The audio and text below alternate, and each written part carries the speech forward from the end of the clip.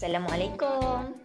Baiklah adik-adik, hari ini dalam subjek Bahasa Melayu, kita akan mempelajari satu lagi tajuk dalam unit 2 iaitu kejayaan keluarga. Aktiviti kita pada hari ini ialah menyelesaikan jalan cerita dan bercerita dengan menggunakan simpulan bahasa. Adik-adik boleh membuat rujukan di dalam buku teks muka surat 10.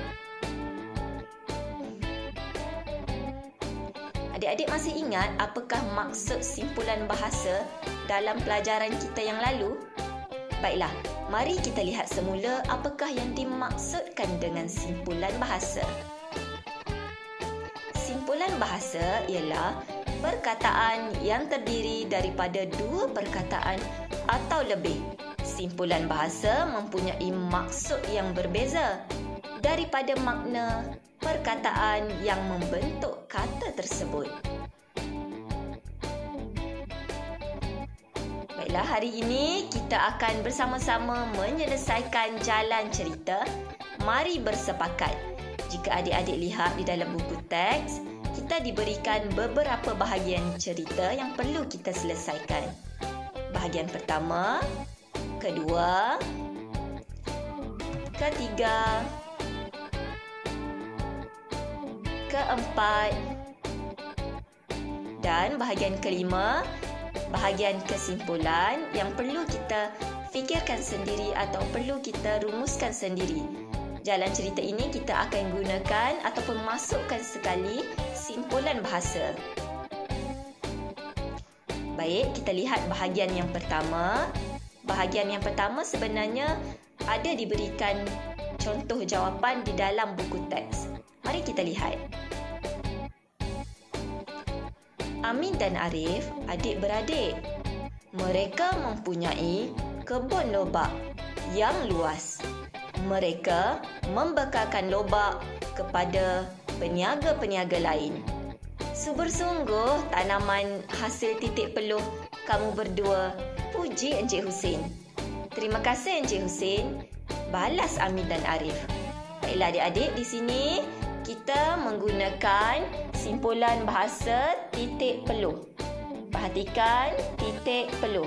Kita akan lihat maksud simpulan bahasa ini di akhir pelajaran nanti. Seterusnya, kita ke bahagian cerita yang kedua. Perhatikan gambar rajah dan di sini cikgu sediakan contoh jawapan untuk kamu. Amin dan Arif sangat rajin mengusahakan kebun mereka. Setiap hari mereka mandi peluh untuk memastikan tanaman mereka hidup subur. Berkat sikap yang bersungguh-sungguh inilah yang menjadikan mereka petani berjaya. Di sini kita menggunakan simpulan bahasa mandi peluh. Simpulan bahasa apa? Mandi peluh. Baiklah, perhatikan betul-betul. Seterusnya, kita ke bahagian cerita yang ketiga. Perhatikan gambar rajah yang diberi dan contoh jawapan yang cikgu berikan.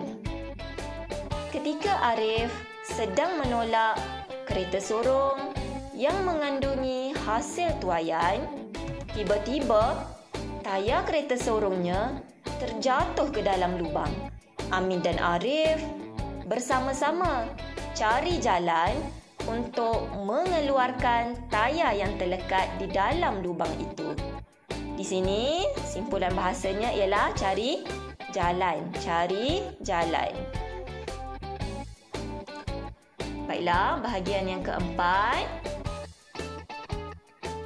Contoh jawapan yang cikgu beri. Mereka mendapat akal untuk meletakkan papan di dalam lubang itu. Dengan bulat hati, Amin dan Arif tekad menarik kereta sorong tersebut dengan sekuat hati. Di sini kita gunakan simpulan bahasa bulat hati. Simpulan bahasa bulat hati. Baiklah, perhatikan.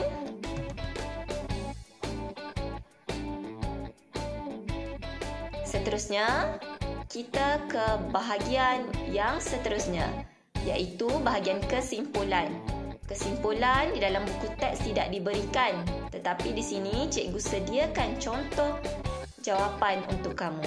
Kita lihat apakah kesudahan kisah Amin dan Arif. Akhirnya, Amin dan Arif berjaya mengeluarkan tayar kereta sorong mereka. Berkat bulat suara mereka dalam mengusahakan kebun obat itu telah membuahkan hasil yang lumayan. Baiklah, di sini cikgu gunakan simpulan bahasa bulat suara. Simpulan bahasa bulat suara. Baiklah, seterusnya kita akan melihat kembali kelima-lima simpulan bahasa yang digunakan beserta maksud simpulan bahasa tersebut.